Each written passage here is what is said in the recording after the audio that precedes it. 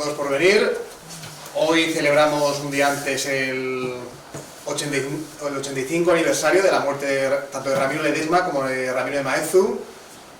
Son dos personalidades bastante contrapuestas, podríamos decir, pero en política siempre se habla de algo como que hay que definir al enemigo. Y creo que en base a eso, que una persona del regeneracionismo, tradicionalismo, como puede ser Ramiro de Maeztu, se ha asesinado a la vez que Ramiro Ledesma, que era un revolucionario, un nacional sindicalista, pues da bastantes pistas de quién era el enemigo entonces. Y por no robar mucho más tiempo a los oradores, primero hablará Carlos Gregorio Hernández, que es profesor de Historia Contemporánea en la Universidad San Pablo CEU, sobre Ramiro de Maeztu, y posteriormente Juan Manuel Cepeda sobre Ramiro Ledesma. Él es abogado penalista y gran experto y divulgador de la historia de Falange. Y nada más, empezamos con Ramiro de Maeztu. Gracias a todos por venir. Su turno. Muy bien. Muchas gracias, Carlos.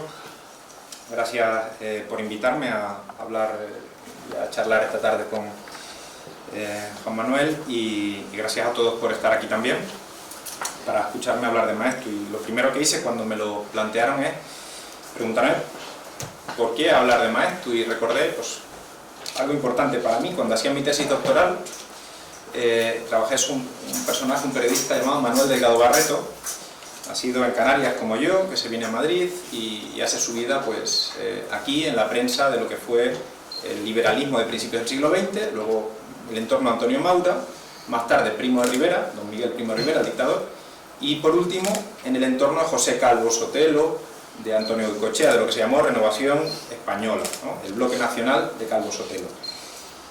En ese tiempo pues tengo que leer un montón de periódicos y empiezo a leer un diario de principios del siglo XX que se llama La Correspondencia de España, y ahí me encuentro con un corresponsal bastante joven en Gran Bretaña, en Londres, que escribe unos artículos que me parecen magníficos, que es Ramiro. Magnífico literariamente. Sigo trabajando mi tesis y me toca la etapa de La Nación, de la época de Primo de Rivera, y ahí no solamente me encuentro a un hombre que escribe unos artículos literariamente brillantes, sino que también me encuentro un hombre que está viendo lo que va a ocurrir, pero nadie le hace caso. Me encuentro a una suerte de Casandra. No sé si conocen ese mito de la antigüedad, donde hay una señora que nos explica que van a entrar los griegos y nadie la escucha. Pues así era Ramiro en el año 1926, 1927, cuando está denunciando que el comunismo está avanzando a nivel mundial, que el mundo se está dividiendo, que el mundo está enfrentado entre lo que serían los nacionalistas y, por otra parte, las fuerzas del entorno comunista. Y es 1926, y quedan todavía 10 años para nuestra guerra civil, y quedan muchísimas cosas por suceder. Por eso me quedé siempre con una espina con Ramiro de Maeztu. Cuando hice mi tesis, pensé, pues tengo que volver a él, en algún momento de mi vida, tengo que leer todos esos artículos que me parecen magníficos, ¿no? Pero ¿quién era Ramiro de Maeztu? Pues Ramiro de Maeztu es un hombre de esta misma generación de Manuel Delgado Barreto, nacido pues, en el final del sexenio, en su caso en 1874. Están los carlistas pues, intentando entrar en Bilbao, no lo consiguen. Él nace en Vitoria, pero es hijo pues, de un cubano, pero de orígenes cercanos a Navarra, de La Rioja, y de una francesa, aunque el apellido nos debería de llamar la atención, Whitney, ¿no? Ese apellido nos evoca Inglaterra, es un cónsul de Inglaterra en París. Bien, es una familia que tiene bastantes recursos, en eso no se parece a Ramiro Ledesma. Es una familia con recursos, que tienen ingenios azucareros en Cuba. De hecho, va a tener una educación propia de la burguesía de su tiempo, es decir, aristocratizante. El niño tiene que saber historia, tiene que saber maneras, tiene que saber modales, tiene que hacer ejercicio físico, tiene que hacer un montón de cosas. Pero esa vida cambia pronto. Ramiro con 16 años, que ya había podido viajar algo, se encuentra con que la familia pues, le va mal económicamente y se tiene que ir a París a trabajar de empleado. Y luego su padre le reclama para Cuba porque el ingenio azucarero ya en el final del 19, estamos en plena guerra de Cuba en pleno conflicto por la separación de la isla, pues su padre le reclama para que le ayude, su padre, bueno, el ingenio va a fracasar y su padre más va a morir. Con 18 años se queda ya huérfano de padre. Entonces cambia por completo su vida. Él quería ser ingeniero y no pudo seguir sus estudios. Su cultura, por decirlo así, se ve truncada a partir de ese momento. Esto es muy importante para la biografía de Ramiro de Maeztu. Él tiene un montón de escritos donde recoge aquel acervo, cómo es trabajar en un ingenio, lo duro que es, el sufrimiento en las manos, el dolor, la basofia, esa palabra la escribe él, de lo que era la comida de los obreros en el ingenio. Tiene una pequeña novela donde habla de pues, que tendrían que sublevarse los obreros del ingenio por las penalidades que están viviendo, ¿no? y asaltar la fábrica y destruirla. Ese es Ramiro. Pero hay varios Ramiros a lo largo de su vida. No hay un único Ramiro. Podemos decir que hay un hombre que evoluciona a lo largo de su vida. Desde una etapa inicial en la que se le ha identificado con las ideas socialistas o incluso anarquistas. Es un Ramiro que cuando está en Inglaterra podemos hablar de él como un hombre que se acerca a las ideas liberales británicas, al socialismo fabiano, que aprende cuando es corresponsal en la Primera Guerra Mundial de lo que está ocurriendo en Europa, y él es un hombre siempre pendiente de lo que está pasando en España y en el mundo. Está metido en lo que podríamos llamar la crisis de España, ese desastre del 98 al que nos hemos referido, pero también el regeneracionismo que decía antes don Carlos, pero también la crisis del propio mundo. Va a tener una serie de obras que van a jalonar pues, lo que un intelectual comprometido de principios del siglo XX puede entender de lo que estaba pasando. Y seguirá evolucionando según avanzan los años ya de la primera a la segunda década del siglo XX. Él va a abandonar en cada uno de estos cambios un periódico. Antes mencioné La Correspondencia de España, ese es su primer gran diario en Madrid, que también le cambia en parte la vida. En 1909 lo deja para irse, lo voy a poner en términos actuales, deja El Mundo para irse a El País. Él dejó La Correspondencia de España para irse al Heraldo de Madrid, que era un diario republicano de izquierda que se vendía por la noche en aquel momento. Entonces en la España de aquel tiempo era un cambio hacia la izquierda, no hacia la derecha. Bien, ese es Ramiro en 1909 y en toda la etapa que nos lleva hasta 1921. Sigue en Inglaterra, se casará con una inglesa, Alice, y a partir de 1921 empieza a dar otro salto en su biografía. Es la conversión de Ramiro, que no es una cosa menor, ¿no? Que ahí va a transmutarse en cierto modo su escala de valores, ¿no? Podríamos hablar de un hombre comprometido con su país, un nacionalista español, así se titula probablemente la biografía más conocida de Ramiro de Maeztu, la que escribió Pedro Carlos González Cuevas, un profesor de la UNED de aquí de Madrid, que entiende a Ramiro desde esa clave, pero hay que también añadir esta otra que les acabo de decir, su conversión y su abrazo, pues claramente de lo que era la religión católica. Desde ese tiempo empieza a acercarse a otra serie de personas que él no había tratado. Los amigos de Ramiro, ¿quiénes son? Azorín. Azorín era el conservador, siempre lo fue. El hombre que estaba a la derecha de la generación del 98. Baroja, un hombre que estaría en ese sentido un poquito a la derecha de Ramiro de Maeztu. Esas son sus amistades. Ortega y Gasset, que le va a dejar de hablar en 1929 cuando se encuentren en España. Ortega le niega el saludo a Ramiro, que había sido su referente, uno de sus referentes intelectuales, junto a Unamuno, junto a otros hombres. ¿Qué le estaba pasando a Ramiro de Maeztu en esos años? Pues miren, que empezaba a escribir otras cosas. A principios del siglo XX escribió una obra llamada La Guerra del Transvaal, sobre lo que era el imperialismo británico, que él rechaza. Una obra muy interesante para entender a ese joven Ramiro, especialmente por su subtítulo, sobre los manejos de la banca británica. Hacia otra España, que es una obra también justo con el cambio del siglo. La crisis del humanismo, que es una obra del periodo de la Primera Guerra Mundial. Pero ahora ya escribe otras cosas. Aquí les cuento otra anécdota. cuando yo estoy haciendo mi tesis un día para entretenerme, me pongo a leer un libro que encuentro de este hombre que me había llamado la atención por sus artículos. Estaba recién publicado en aquel momento, ahora no recuerdo el nombre del editor del libro, un profesor de una universidad madrileña. El título es Don Juan, Don Quijote y la Celestina, ensayos en simpatía. Esta es una obra de Ramiro de Maeztu de la década de los 20, de 1927.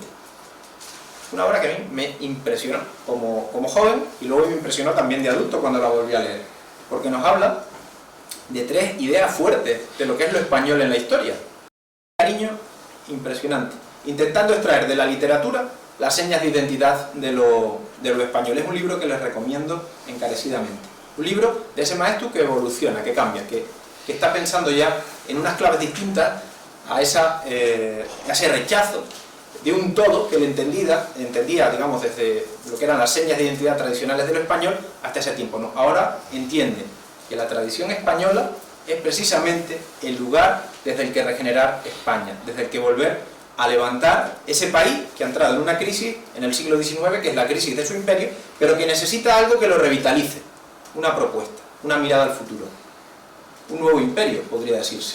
Y ese imperio lo conoce siendo embajador en América, en Buenos Aires. Allí le manda la dictadura, en el año 1927, deja Madrid, ya escribirá muy ocasionalmente artículos en La Nación, siempre brillantísimos, como les decía antes, y se marcha a vivir a Buenos Aires, y allí conoce un hombre que se llama Zacarías de Vizcarra, que habla de la hispanidad.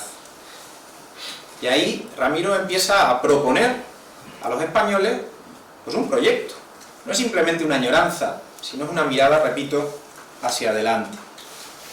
En esa mirada hacia adelante está toda su biografía también, lo que él ha ido conociendo a lo largo del mundo. Un hombre que ha viajado a Nueva York, que ha estado en Londres, que ha estado en París, que ha estado, por supuesto, en otros muchos lugares de Europa. Un hombre que no está ajeno a lo que está pasando en el mundo, pero que entiende que la vida de España nace de la tradición española.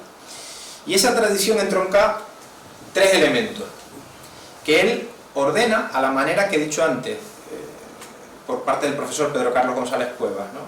A la manera que le ordenaría un nacionalista español. Él escribe sobre Dios, sobre la patria, se queda ese libro en proyecto, y sobre el rey. El primer libro se llama Defensa de la Hispanidad, sería de 1934. Va a ir apareciendo poco a poco en una revista que él ayuda a fundar y dirige, que se llama Acción Española, la revista de la derecha monárquica durante la Segunda República, un referente incluso del propio Franco, que es un suscriptor de esa revista, o de Don Juan, digamos, de lo que sería la derecha monárquica de ese tiempo, que además hace reuniones, que hace tertulias, que pues tiene una sociedad femenina. Bueno, es una sociedad muy dinámica e influyente para lo que sea el pensamiento que construye el Estado Nuevo, donde está Víctor Pradera, donde están pues un montón de personas que van a influir en el Estado Nuevo después de 1936. Ramiro les decía que escribe Defensa de la Hispanidad, 1934. Esa es su primera obra en esa trilogía que él quiere proponer. Es la defensa de la patria, en el fondo. Tiene un proyecto cuando le matan, cuando le asesinan, porque esto también es muy importante en su biografía y es lo que realmente pues, une especialmente a Ramiro y a los dos Ramiros, podríamos decir, que es defensa del espíritu. Ahí nos está hablando de Dios. Y por último, ni siquiera llega a avanzar en ella, la defensa de la monarquía. Eso es que podríamos decir su testamento político. Defensa de la patria, defensa de Dios, defensa de la monarquía. Bien, por eso algo de razón tiene Pedro Carlos González Cuevas cuando lo interpreta como un nacionalista español. Pero esa defensa de la patria está tan imbuida de valores religiosos que es imposible separar las dos ideas. No están compenetradas. Para Ramiro de Maeztu, la patria también es la defensa de la catolicidad. Porque el concepto que él tiene de lo que es un español, o de lo que es la hispanidad, implica a un montón de hombres unidos no solamente por un idioma, o por unas vivencias culturales, o por una historia política común, sino también unidos por una idea de Dios, por una idea religiosa, que permite hablar de raza en un sentido que trasciende a lo meramente biológico, sin negarlo, pero trasciende también a lo meramente biológico. Ese Ramiro es un hombre rechazado, es un hombre que había tenido fama respeto, aprecio por parte de la intelectualidad progresista entre 1900, que es conocido, ¿no? 1897 podríamos decir, cuando se viene a Madrid, y 1925, 1926, había tenido el respeto, era uno más de la intelectualidad progresista, aunque tuviera sus matices, su especificidad, pero que empieza a ser totalmente rechazado. Lo que él dice ya no atrae. Igual que Ortega le repudia, le van a repudiar pues un montón de intelectuales y un montón de compañeros de lo que había sido su propia historia. Y su círculo se reduce. Eugenio Vegas, el Marqués de Quintanar, que le hace apreciar en Portugal ideas comunes a las que él entiende, que serían ese fermento de lo español, y un proyecto político que es el del integralismo en Portugal, que le va a servir también pues de modelo para lo que él pretende aquí en España. Y da un paso al frente también en la vida pública, en la vida política. Él será diputado en las Cortes de 1933, en esa amalgama de candidaturas de derecha, pero bueno, aunque luego tienen algunas especificidades. He dicho antes que era miembro de Renovación Española. Su vida pública se va a reducir, decía, y yo cuando estuve trabajando en mi tesis me encontré fotos pues, de Ramiro en muchos sitios, pero cada vez en menos, según avanzaban los años de la Segunda República. En la Embajada de Italia, por ejemplo, la Italia de 1933, 34, 35, no es la Italia que se conoce de después de los años 40, o la Italia, digamos, de la Segunda Guerra Mundial. Es otra Italia, es una Italia que seduce a mucha gente todavía. Es una Italia que ha vencido a la crisis económica, es una Italia en orden, es una Italia que crece y avanza, no es la Italia del año 38 en adelante. Y ahí pues hay fotos de Ramiro, junto a Ernesto Jiménez Caballero, junto a general monárquico. No destaca por sus discursos parlamentarios, que esto es algo que también me llamó siempre mucho la atención, ¿no? Habiendo dado ese paso al frente en la política, sus discursos parlamentarios, bueno, las obras completas los incluyen, pero no tienen la enjundia que probablemente tenían aquellos artículos que ahora empieza a publicar en el ABC, también para que ustedes le ubiquen en esos años de la segunda mitad de la Segunda República. Según nos acercamos al año 36 y la situación de España se va quebrando, como se vería venir desde muchísimo antes para los monárquicos, la pérdida del régimen para ellos era pues un anticipo de la división social que iba a sufrir el país, y sobre todo para los intelectuales de Acción Española, era una pendiente hacia el conflicto, que es lo que estaban esperando muchos de ellos, una pendiente que enfrentaba, como antes decía muy bien Carlos, a los revolucionarios y a los contrarrevolucionarios, a pesar de sus diferencias. Aunque he dicho que el entorno de Ramiro de Maeztu era tan concreto, uno de sus medios donde escribía La Nación, ahí pueden ustedes encontrar un artículo de Ramiro Ledesma, en la página siguiente un artículo de Ramiro de Maeztu, en la siguiente uno de Calvo Sotelo, en la siguiente otro de José María Albiñana, en la siguiente otro de quien a ustedes se les pueda ocurrir. Van a encontrarse José Luis Vázquez Dodero, uno de los discípulos de Maeztu, van a encontrar a muchísima gente en esos medios de las derechas de ese tiempo. Es decir, eran unas derechas conscientes de su debilidad, que tenían que unirse y que no lo lograron realmente a nivel político. Va a haber varios fracasos entre el año 33 y el año 36, pues, seguramente, como él hablará, pues, de la crisis que vive Falange Española, que lleva desde la unidad a la ruptura. En el año 34 llega la unidad, pero cuando llegamos al año 35 hay un discurso en Valladolid, entre febrero, ¿no? el abandono de Ramiro de Falange Española, y me refiero yo a un acto en Valladolid de mayo del 35, que es donde José Antonio incluso se aparta de los monárquicos. Y ahí se produce una quiebra también de esa unidad de las derechas, que se empieza a recomponer con algo que es por todos conocido, que es el periodo del Frente Popular. Esa campaña electoral es durísima, se acaba la censura y todo el mundo publica todo aquello que va guardando dentro, en el corazón, por lo que rechaza a sus adversarios, a sus enemigos. Verán, por ejemplo, como la prensa de izquierda señala la represión de octubre del 34, una revolución que acaba con más de 1000 muertos, y las derechas ponen encima de la mesa a los muertos, y como los responsables de esos actos no han sido condenados, como el gobierno en ese sentido no ha actuado, como ha habido una secesión de una parte de España, aunque sea por unas horas, y sus responsables vuelven a salir a la calle. Pues ahí, con un montón de muertos también en esa campaña electoral, asesinatos de gobernadores civiles, asesinatos de repartidores de periódicos, asesinatos de miembros de partidos políticos, de izquierda, de derecha obviamente, va a volver a fraguarse una cierta unidad que converge, como todos saben, en la sublevación de julio del 36, que comienza en Canarias, que luego se traslada a Marruecos, y Maeztu se entera de ella mientras está en la sede de Acción Española, acompañando pues al Marqués de Quintanar, que dije antes, y a José Luis Vázquez Dodero. Se va a refugiar en su casa, en la casa de José Luis, y de ahí le van a sacar a finales del mes de julio, el día exactamente 31 de julio, le secuestran miembros de la policía y miembros de milicia socialista, le llevan a la Dirección General de Seguridad. Este es un proceso que también vivió Manuel Delgado Barrera, lo conocí muy bien a raíz de mi tesis doctoral, cómo le iban moviendo a lo que podríamos llamar checa, pero luego eso tenía también una parte de oficialidad, de institucionalidad. Va a pasar a la cárcel de Venta, y allí con una excusa, es decir, un traslado, le iban a mandar a un pueblo que se llama Chinchilla, camino de Valencia, porque el gobierno del Frente Popular estaba perdiendo Madrid ante los nacionales, estaba viendo pues copado el gobierno del Frente Popular cuando acababa el mes de octubre y cuando empezaba noviembre. No van a Chinchilla, le sacan de la cárcel de Venta, una antigua cárcel de mujeres, a las afueras de Madrid, aquí cerca de nosotros, al pueblo de Aravaca. Si ustedes se acercan a ese cementerio, van a poder ver las huellas de los disparos en la tapia, si no los han quitado. Yo estuve, creo que fue en el año 2009, en una visita que se hizo dentro de un congreso, y allí pudimos ver las huellas de los disparos del fusilamiento de estas personas a las que hoy pues tengo la suerte de poder hablarles de él, ¿no?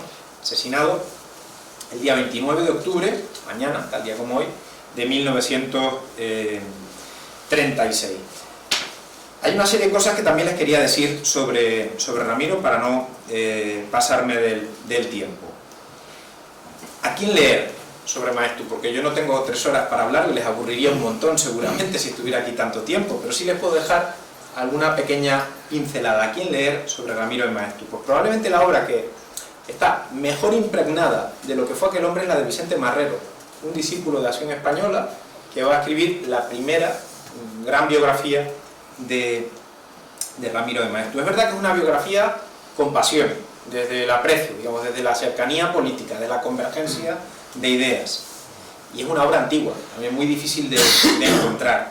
Pero hay más obras recientes, porque Ramiro sigue siendo una referencia, una gran referencia, probablemente después de Ortega y Unamuno, el tercer hombre a quien mirar para comprender la España de principios del siglo XX, que es, por ejemplo, podrían ustedes leer la que he mencionado antes, de Pedro Carlos González Cuevas, más técnica, más, digamos, historiográfica, más obra de pues, un hombre como yo, que conoce perfectamente al personaje. Yo creo que se equivoca en el juicio general, como les he dicho antes.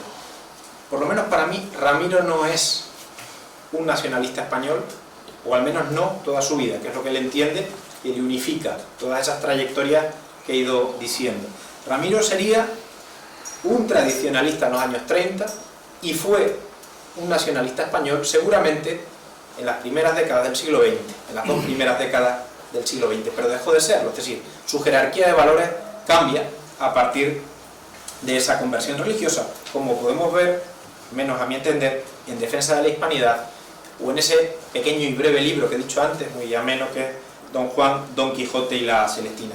También les recomiendo un libro reciente que se ha traducido hace poco, les pude entrevistar al autor, David Jiménez Torres, que es hijo de un conocido periodista, ahora profesor de la Universidad Complutense de Madrid, y escribió una obra sobre el Ramiro de Maeztu inglés, que es algo que nadie había estudiado hasta tiempos recientes. Es decir, si había hecho la biografía de Marrero sobre la etapa de Acción Española, la etapa de defensa de la hispanidad, digamos, la etapa de esa propuesta de lo que debía ser la España futura, pero no se habían estudiado tan bien las raíces intelectuales de Ramiro de Maeztu donde podemos encontrar elementos en común. Se ha traducido un libro carísimo, escrito en inglés, ahora ya se puede adquirir pues, a menor precio en España. Y poquísimo más. Es una pena que no se haya estudiado muchísimo mejor a este intelectual español. Hay otra obra, la de José Luis Villacañas, pero creo que es una obra bastante deficiente al lado de los otros libros que les he dicho. Y también quería decirles qué leer del propio Maeztu, no solo leer a los que le han interpretado, sino leer también al propio Maeztu. Yo, dependiendo de la edad que ustedes tengan, empezaría por En la juventud, Don Juan, Don Quijote y la Celestina. Es el mejor libro para un hombre de 18, de 23, de 25 años, que pueden tener algunos de los que están aquí. Para personas formadas, maduras, que conozcan la historia política de ese tiempo y que si con oír una simple fecha pues sepan un poco contextualizarla, podrían ir perfectamente a Defensa de la Hispanidad, pero no es una obra sencilla. Hay que tener cierto pozo cultural para entenderla. E iría avanzando. Para los que quieran comprender cómo es la conversión de este hombre, habría que leer La crisis del humanismo, donde ya está eso, en Ramiro, ¿no? Un hombre que duda, no solamente a nivel político, sino que está pensando internamente, está pensando desde su razón, desde su corazón. Y si quieren comprender al Ramiro joven, pues así otra España, que es aquella primera propuesta política de principios del siglo XX. Todas estas obras encierran eso, encierran propuestas políticas que entiendo que son diferentes, porque igual que así otra España es la reflexión de un hombre cercano al socialismo, crítico con la restauración, la corrupción, el caciquismo, una España decadente que está perdiendo su imperio, en un mundo en el que los imperios se están comiendo a España. La crisis del humanismo ya habla de otros términos, de palabras que no he usado todavía hoy aquí. Corporativismo, nación, habla de otras ideas distintas que a él le van seduciendo. Las propuestas socialistas distributistas que existen en Inglaterra, es decir, qué hacer con lo que poseemos, cómo resolver el problema de los recursos, cómo ser parte de la comunidad. Y por último, quizás como curiosidad, habría que leer pues, La guerra del Transvaal. Creo que es una obra bastante peor que las anteriores, a nivel literario, a nivel también de fondo. Es la obra de un hombre que rechaza Inglaterra. Si ustedes leen al Ramiro de principios del siglo XX, van a encontrar un hombre que rechaza a la Gran Bretaña. Leen al Ramiro del año 10, un hombre que admira a la Gran Bretaña. Si leen los artículos de 1900, es un hombre que ha vivido en Francia como empleado y que cuenta, por ejemplo, en uno de sus textos, una cosa muy curiosa de lo que opinan los franceses de nosotros. Nos tienen acostumbrados los franceses a relatos fantasmagóricos. Somos para ellos el pueblo de las guitarras y de los toreros, del fanatismo y del valor, del clima tropical y la pereza musulmana, y de la Inquisición y de las navajas en la liga. Eso es lo que él aprecia de una Francia que le desprecia, siendo él un hombre que habla francés, que tiene orígenes franceses. Y ahí también verán en esos libros cómo rechaza a los sindicatos, que es algo muy curioso, que luego reivindica más tarde. Es decir, Ramiro es un hombre complejo, al que hay que leer necesariamente atado a su biografía, a la cronología. Es difícil interpretar en genérico hacia otra España si no sabemos que es de 1899, que es una obra inicial, ¿no? O interpretar Don Juan, Don Quijote y la Celestina teniendo en cuenta solo ese primer bagaje, sin darnos cuenta que está escrita en los años 20. Vosotros no sabéis por qué me matáis. Yo sí sé por qué muero. Para que vuestros hijos sean mejores que vosotros. Esta frase sería el colofón de una vida. Se le atribuye a Ramiro de Maeztu. Es difícil probar que fuera suya, también es difícil probar que no lo fuera, porque encaja perfectamente con su estilo. Es parte de su idiosincrasia, de su manera de entender las cosas, de su visión abnegada de lo que tiene que ser un hombre como él, un intelectual. Yo me callo aquí, si les parece, y pues discutimos. si damos un aplauso al ponente.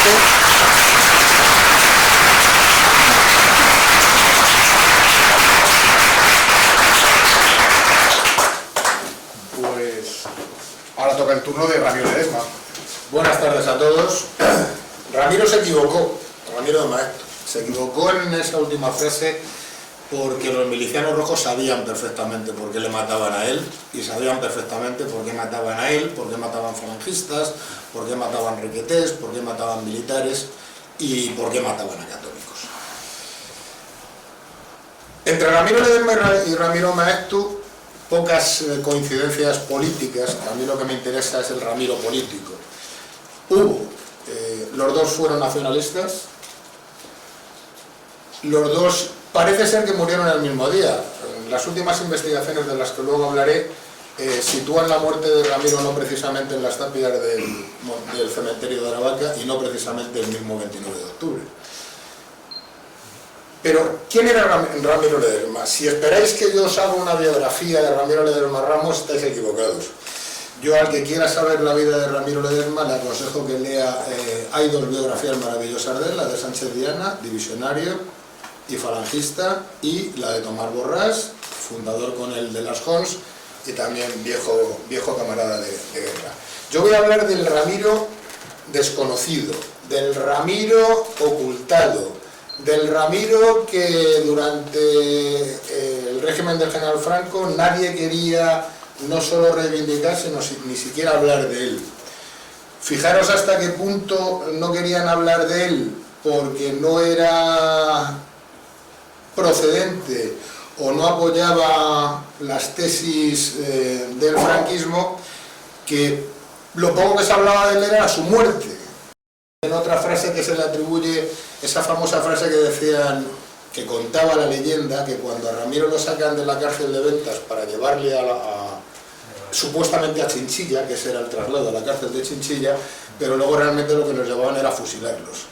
Él se crea una anécdota, una leyenda sobre Ramiro, que es lo único que se reivindica durante todo ese tiempo en la historia de España, que Ramiro se rebela contra los milicianos que le van a subir al camino y dicen: no, a mí no me matáis donde vosotros queréis, a mí me matáis donde yo quiera. Eso es falso, eso es absolutamente falso. Está demostrado ya históricamente. El que dice eso o hace ese gesto gallardo, vamos a llamar de rebeldía, era un linotipista del ABC. Y luego se demuestra que Ramiro Ledesma ni muere en la puerta de la cárcel de Ventas, y luego ya hablaremos de su muerte y lo dejaremos para el final. ¿Quién es el Ramiro que a mí me interesa y creo que os interesa a vosotros? El Ramiro político. Ese funcionario de Correos que había estudiado filosofía y letras y matemáticas. Fijaros qué cosa más curiosa, qué dos carreras estudian. Filosofía y letras y matemáticas.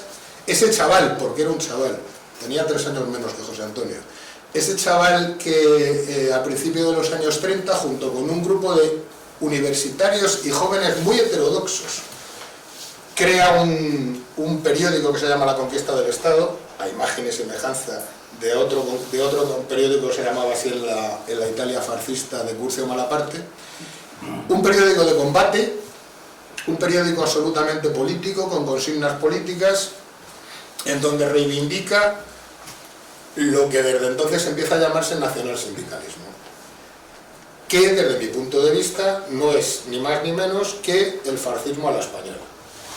Es decir, Ramiro es el primer fascista. Dicen que el precursor del fascismo fue Jiménez Caballero. Sí, pero lo que pasa es que Jiménez Caballero hablaba del fascismo italiano. Él decía que el fascismo, la universalidad estaba en Roma, y Ramiro dice que no, que la universalidad está en España.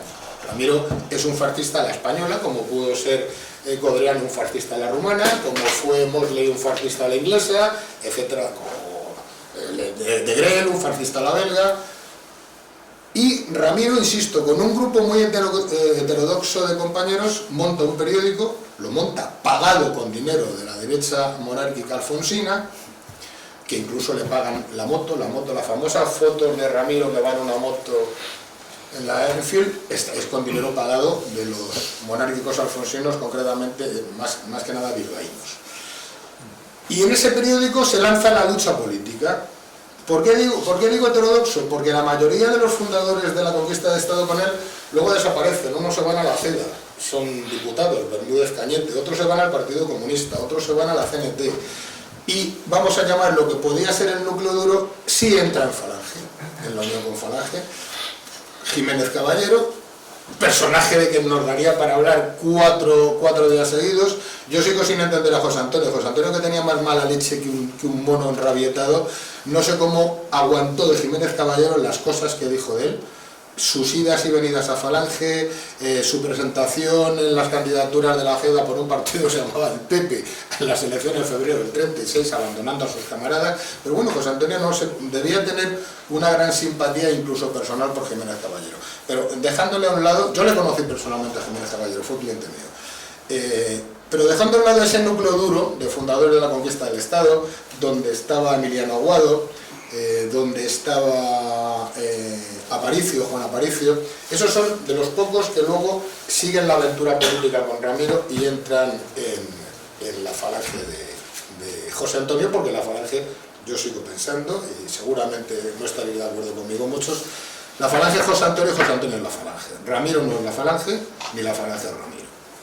Creo que históricamente está absolutamente... Y por supuesto, cuando muere José Antonio, muere la falange.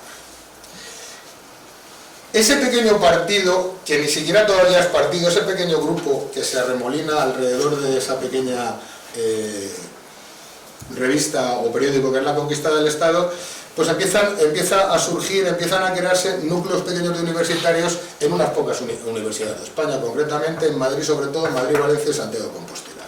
Y en Santiago de Compostela tienen una gran suerte, que fichan para ese movimiento nacional sindicalista naciente, fichan a un catedrático que era Santiago Montero Díaz.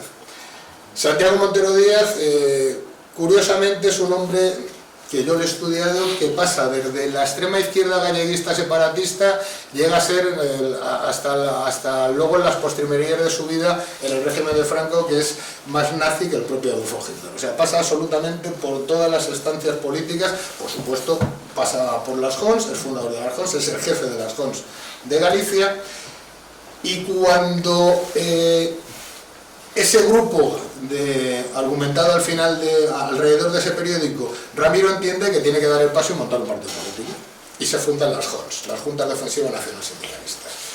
Las Jons, al fin y al cabo, siguen siendo lo mismo que la conquista del Estado, pero con otro nombre, y sí intervienen ya prácticamente poquito en la lucha, sobre todo en lucha política universitaria, que es donde tienen... Ramiro cree en un partido de jóvenes. Ramiro es eso que siempre se ha oído, que los mandos de Falange no podían tener más de 45 años, eso es una idea de Ramiro. Ramiro cree en la juventud en línea de combate, y evidentemente el mensaje va dirigido sobre todo a los bachilleres y a los universitarios, que es donde tiene su primer foco de influencia. A las Jons las sigue financiando la derecha monárquica alfonsina, es decir, allí no había ni cuotas, porque entre otras cosas eran estudiantes y no había ningún prócer, como pudo ser después José Antonio y los amigos de José Antonio, que ponían dinerito. Aquí no ponía dinerito nada más que los monárquicos alfonsinos. Pero, ¿por qué? Porque la derecha monárquica, sobre todo la alfonsina en España, lo que pretendían era que querían pagar y tener bajo su manto y bajo sus órdenes un movimiento fascista que en España no existía, porque lo poco que se podía llamar, y no era fascista, era fascista, eran los legionarios de Albiñana, tenía muy poca gente, no eran gente muy echados para adelante, y sí quería, sobre todo, insisto, los monárquicos lo que querían era tener la banda de la porra, para que nos entendamos, y pagaban el dinerito para tener la banda de la porra. Ramiro no le hace ascos, porque él lo que quiere es dinero para sufragar su movimiento y su partido, y de alguna manera tampoco se vende, para que nos entendamos. Es decir, cualquiera que leáis los periódicos de la conquista del Estado, veis que si algo es Ramiro, Ramiro es un antiliberal a muerte, mucho más que antimarxista. Ramiro tiene como foco principal de ir contra ellos, contra la democracia liberal, para que nos entendamos. Ramiro tampoco se decanta, no es antimonárquico, pero tampoco es antirepublicano, es decir, le pasa como a José Antonio, nunca se definieron claramente en una faceta o en otra. Pero las cosas no crecen, y tiene la mala suerte que aparece un hombre en la vida española que se llama José Antonio Primo de Rivera, que empieza a entrar en política, que quiere entrar en política. Los monárquicos alfonsinos, que son muy listos, dicen, Ramiro no va a ser nadie, y empiezan a dar dinero a José Antonio. ¿Qué es lo que ocurre? Que Ramiro se ve obligado, muy a su pesar, a pactar con la falange de José Antonio, porque se le ha cortado el grifo del dinero de la derecha española y sabe que o desaparece o se mezcla. O sea, no se mezcla, se junta, mejor.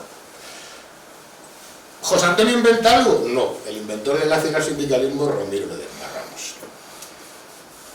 ¿Qué es lo que hace esa unidad entre la falange y las Jons? Lo que hace José Antonio es asumir los postulados políticos de Ramiro Ledesma, los dulcifica, realiza una labor poética sobre los mismos, pero al fin y al cabo los postulados revolucionarios del nacionalsindicalismo español o fascismo a la española son todos de Ramiro Ledesma.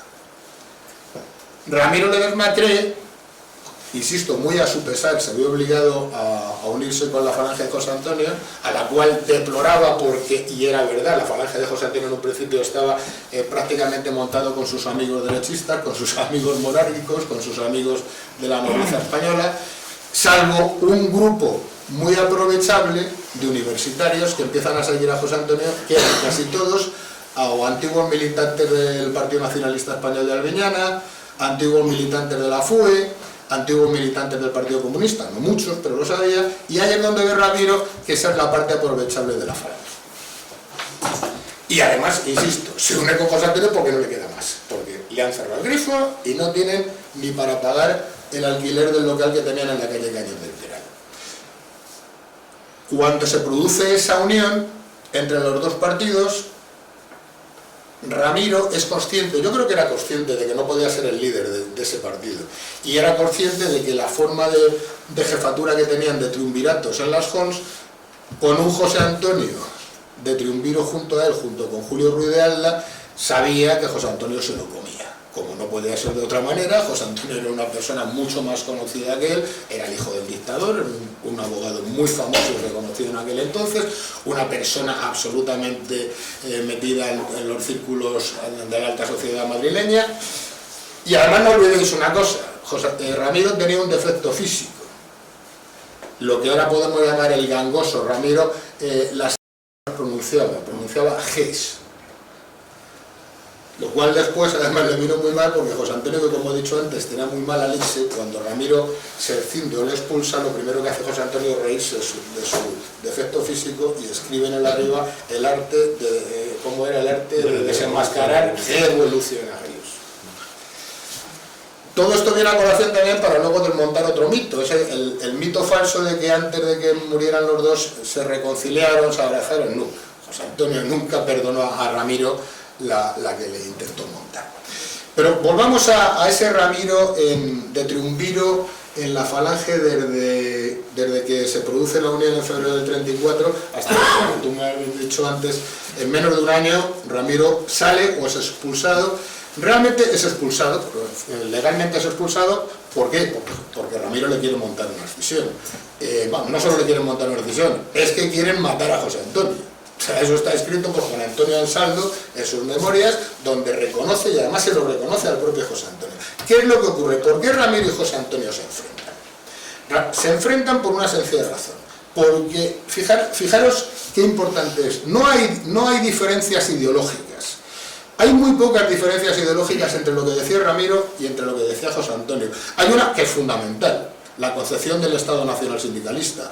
Ramiro decía que por encima de todo está el Estado como organización administrativa, y José Antonio decía que el Estado se vertebraba mediante los sindicatos, es decir, el Estado lo componían los sindicatos y por encima de los sindicatos no había nada. Ramiro decía que sí, como buen nacionalista y estatalista que era, y totalitario en ese sentido, ¿no? Nada fuera del Estado. Pero hay muy pocas diferencias más. Lo que sí había era una gran diferencia de estrategia y de táctica. Había una diferencia abismal. Ramiro era un político, era un luchador político. José Antonio no. José Antonio no es un luchador político hasta, yo me atrevo a decir, finales del 35, principios del 36, hasta que se da cuenta qué es lo que está haciendo. ¿Por qué hay diferencias de estrategia y de táctica? Porque a José Antonio, y no hace falta nada más que nos vayamos a las obras completas o una pequeña biografía de su vida, ¿dónde daban los mítines José Antonio de la Falange? En Quintanar de la Orden, en Campo de Cristán, en pequeños pueblos. ¿Por qué? Porque era donde José Antonio se encontraba a gusto. A José Antonio no le daba miedo los grandes escenarios. Y Ramiro, que le decía, no, los mítines hay que darlos en Madrid, los mítines hay que darlos en Barcelona, hay que darlos en Valencia, hay que darlos en las grandes ciudades. Y José Antonio al principio no quería, porque José Antonio, como buen abogado, que era, ¿dónde se encontraba? Pues este mitin le hubiera encantado a José Antonio, con 40 personas, normalmente gente de pueblo. Imaginaros, yo siempre hago una reflexión. Cuando José Antonio va a hablar a los labriegos de Campo de Cristana, con todo el respeto para Campo de Cristana, y José Antonio les contaba lo que le contaban, se debían quedar con la boca abierta, diciendo, ¿este hombre qué nos dice? ¿Qué nos está contando este tío? Un tío con el callado. Hay una anécdota muy curiosa del famoso pastor navarro, que después de un mitin en Navarra se le acercó a José Antonio y le dijo, no me he enterado de nada de lo que nos has contado, pero como nos traiciones te parto el alma. Eso era el seguidor de la falange de entonces, esa era, el pastor del Busto, que era un tío, bueno, pues podéis imaginar. Se fue andando, estuvo 5 días esperando al mitin de José Antonio sin poder dormir en una posada porque no tenía en Pamplona, y solo le estaba esperando, y se lo presentaron porque le dijeron, jefe, que hay un camarada que lleva 3 días en la calle esperándote. Bueno, ¿qué es lo que ocurre? Que Ramiro, la principal estrategia de Ramiro como política era nacionalizar a la CNT. Es decir, Ramiro no era tonto. Ramiro sabía que todos los movimientos fascistas triunfaban si tenías al pueblo detrás. No había movimientos aristocráticos ni de élites, cosa que le gustaba mucho a José Antonio por su educación liberal, por su educación, y más que nada por su educación, por su vida. José Antonio, no olvidemos, José Antonio era un primer espada de la alta sociedad madrileña en aquella época. Era el niño mimado de las jovencitas guapas y merecedoras casaderas, era un grande de España, etcétera, etcétera, etcétera. Y Ramiro lo que se da cuenta es que para triunfar hay que nacionalizar, te tienes que traer a las masas de obreros y trabajadoras. ¿Dónde estaban las masas trabajadoras y obreras? ¿En la UGT o en la CNT? En la UGT, Ramiro se da cuenta que ahí no hay nada que pescar. ¿Dónde hay que pescar? En la CNT. ¿Por qué? Porque la CNT, como bien decía Jiménez Caballero, y luego dijo Serrano Suñer y mucha gente, la CNT reivindicaba el espíritu anárquico español tradicional de toda la vida, el espíritu guerrillero. Era la personación de ese espíritu en la España de los años 30. Y es verdad que en un principio hay algunos dirigentes de la CNT, ojo, que se pueden contar con los deditos de 2 manos, que eso de que la CNT y la falange eran iguales, todo eso es mentira. Hay algunos pocos dirigentes de la CNT, Nicasio Álvarez de Sotomayor, Camilo Olcina, Guillén Salaya, Juan Orellana dice que venía de CNT, es mentira, venía del Partido Comunista de Sevilla, que se pasan a las JONS y que son, desde mi punto de vista, el mayor exponente, el mayor poder que lleva. Cuando Ramiro negocia con José Antonio, dice que te traigo gente de la CNT, tíos bragados, cosa que no tenéis en Falange. ¿Qué tenían en Falange? José Antonio tenía a sus amiguetes, a Juan Antonio Ansaldo, a Groizar, eran todos antiguos militares, amigos de su padre, casi todos militares, y por supuesto todos monárquicos que no los ocultaban y de extrema derecha. Empieza a haber esas diferencias de táctica. Hay una importantísima. En la Revolución de Octubre, Ramiro quiere, todavía no sé, es justo en el momento que elijan a José Antonio como jefe nacional, pero Ramiro quiere que la falange se levante y que apoye al ejército, porque ve que es una coyuntura política de violencia que es la que le interesa y la única que puede utilizar la falange para intentar controlar parcelas de poder. Y José Antonio se niega rotundamente porque entiende que la falange no tiene ni la suficiente fuerza, ni militancia, ni experiencia política para hacer eso. Yo creo que tenía razón José Antonio, pero también es una incongruencia, porque José Antonio ordena, sobre todo en Asturias y en Santander, que la falange apoye a la Guardia Civil y que apoye al ejército. Y la prueba evidente es que todas las palmas de plata de los camaradas de Asturias se dan por los tiros que pegan en la Revolución de Octubre.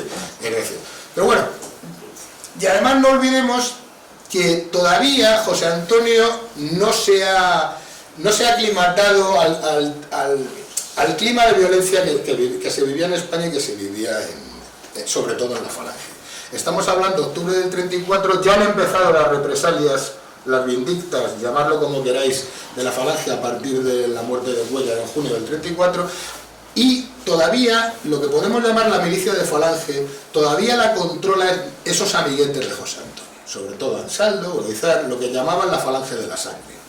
Todavía la controlan ellos hasta el punto, yo he tenido la gran suerte de hacerme con una biografía inédita, unas memorias inéditas del doctor Urizar, que era la mano derecha de Ansaldo, en donde cuenta que para hacer una mintita, debajo de la Casa del Pueblo de Madrid, que estaba aquí muy cerquita, cerca de la calle Hortaleza, llegan a meter 500 kilos de dinamita y que lo van a volar.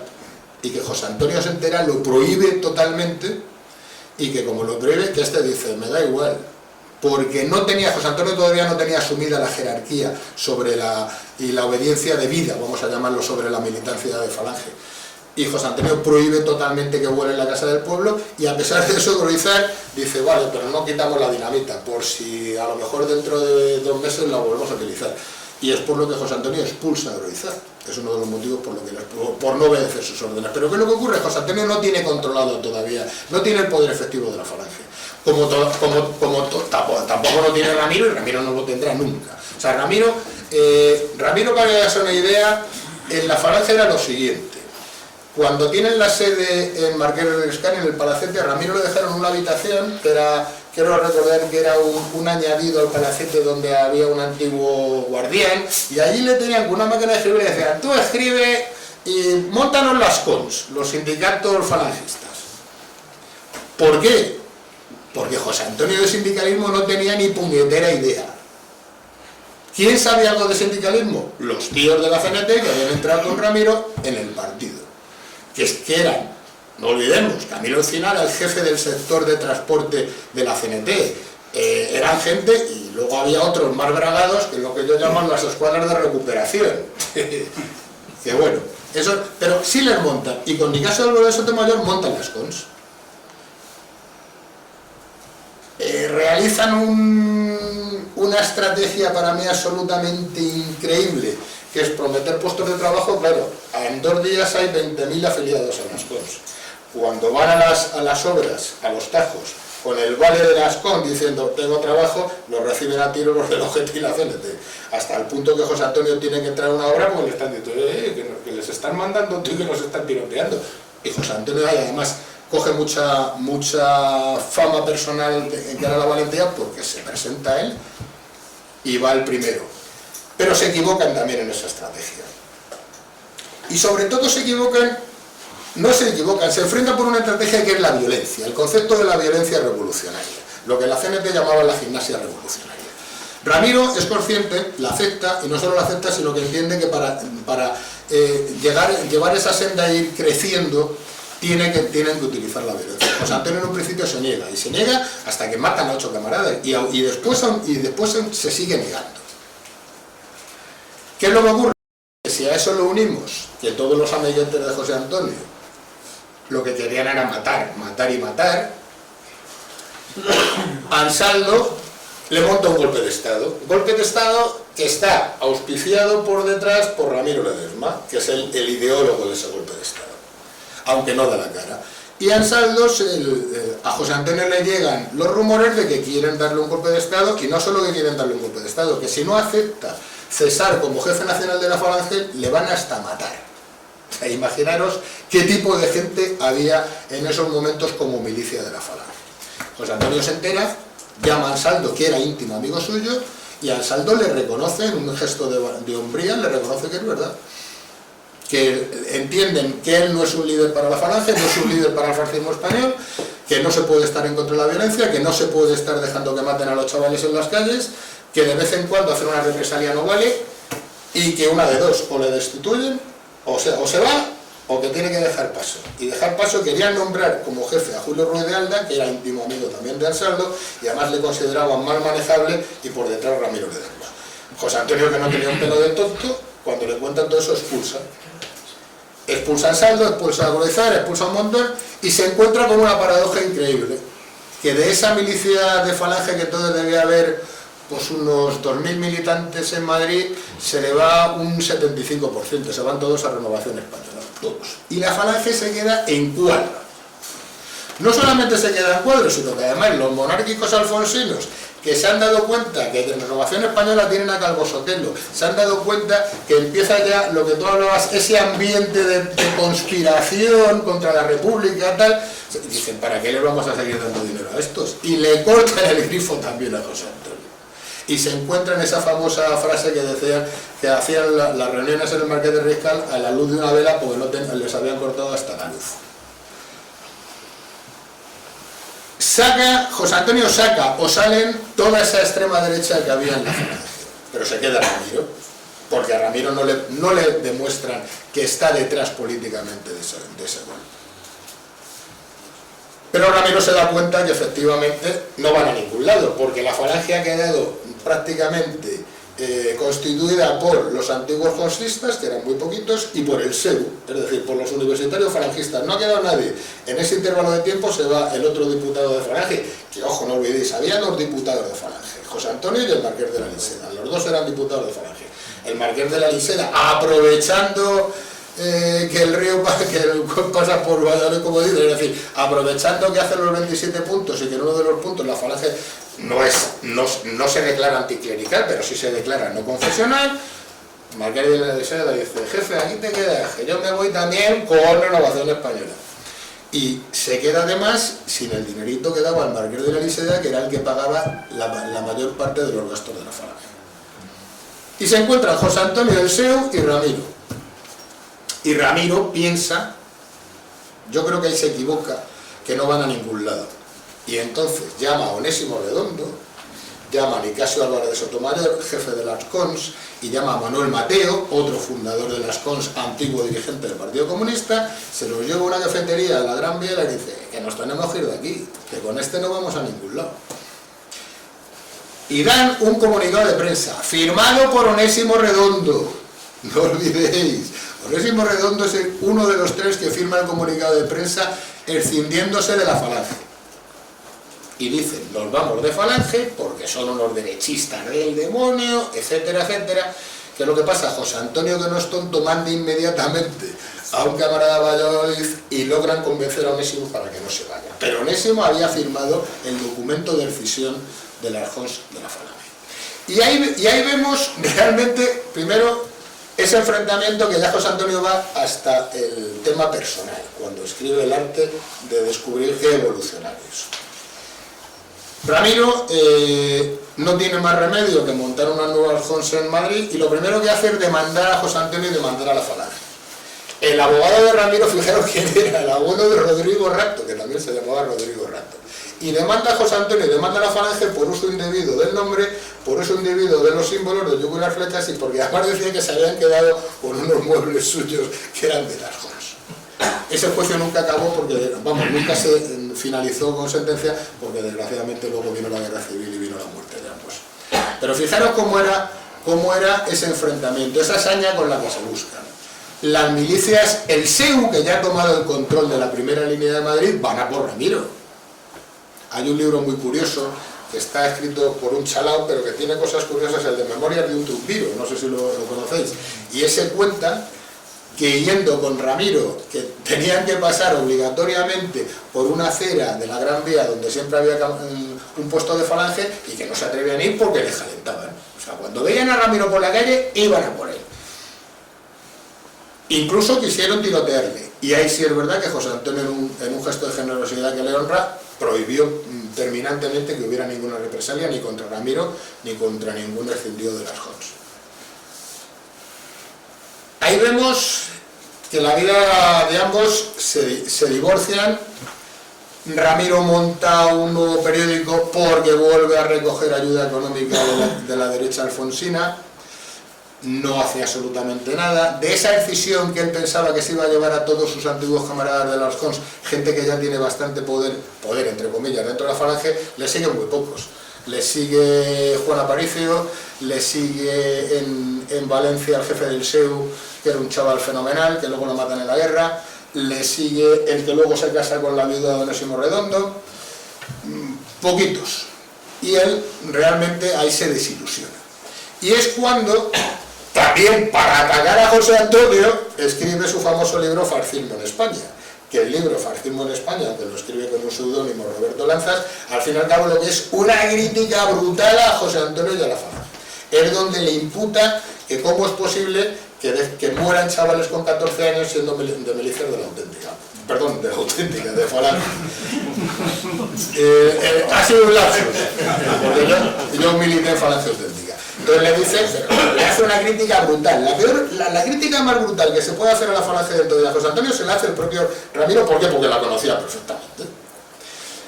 Y a la vez, en ese lapsus que no se dedica a la política porque no puede, porque no tiene gente que le sigue, no tiene fundamento, a la vez ahí escribe lo mejor desde mi punto de vista, que es el discurso a la juventud de España, que es lo mejor que se ha escrito a nivel político o ideológico sobre el nacionalsindicalismo.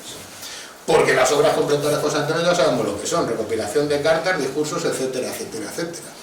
Y Ramiro en ese libro sí establece ese discurso a las juventudes de España, lo que él entiende que no como falangista, como nacional sindicalista, tiene que dar ese proceso revolucionario.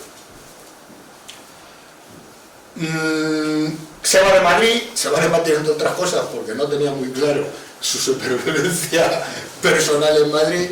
Se va a Barcelona, está una temporada en Barcelona y vuelve a Madrid.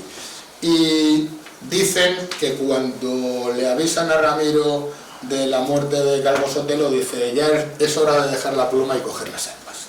Ramiro era consciente de lo que había, era consciente. No me gustaría explicarlo acabar con ese mito. Ximénez de Sandoval cuenta que antes de que a José Antonio le manden a la cárcel de Alicante, que Ramiro le va a ver a la cárcel Modelo de Madrid, que se dan un abrazo, que se perdonan todo y que Ramiro vuelve a la disciplina. Es absolutamente falso. Ni Ramiro fue a verle a la cárcel Modelo, porque hay biografías de otros falangistas, Manolo Valderrañaga, Raimundo Fernández Cuesta, el propio Ramón Serrano Suñer, que estaban allí, y nadie habla de que Ramiro ni fue a verle, ni dejó de verle, ni le mandó una carta, ni le mandó nada. Pero es que hay una prueba que desde mi punto de vista es absolutamente clarificadora de esa falta de reconciliación. Cuando José Antonio está juzgado en Alicante, en el Tribunal Popular de Alicante, el fiscal le pregunta por Ramiro Ledesma. Y las palabras textuales de José Antonio, si mal recuerdo, dicen: ah, sí, ese muchacho que me montó una escisión. Es decir, hasta en el propio juicio donde a José Antonio le condenan la muerte, José Antonio tiene un parecer poco agradable, como mínimo, le tilda de muchacho con Ramiro.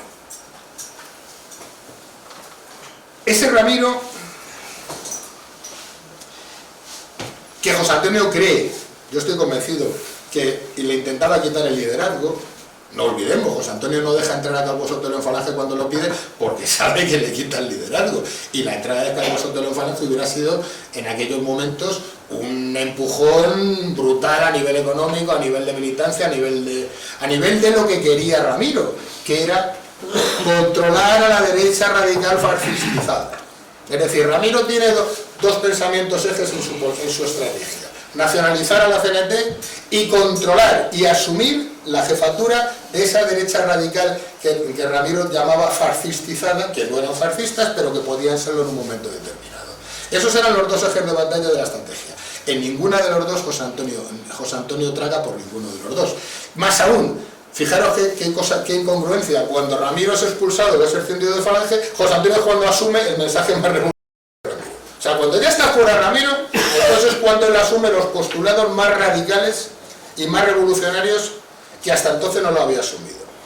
Otra circunstancia curiosa y paradoja es: José Antonio echa o expulsa o se quita de en medio a esa falange de la sangre, encabezada y por esos amigos suyos de la derecha monárquica, da el poder y el control de la primera línea a las juventudes del SEU, y entonces yo siempre hago una broma, y entonces los rojos se acojonaron, porque la mayor contundencia en las acciones, tanto ofensivas como defensivas, o reivindicatorias o vindictas, o como la queréis llamar, es cuando el control de la primera línea la tienen los jóvenes del SEU.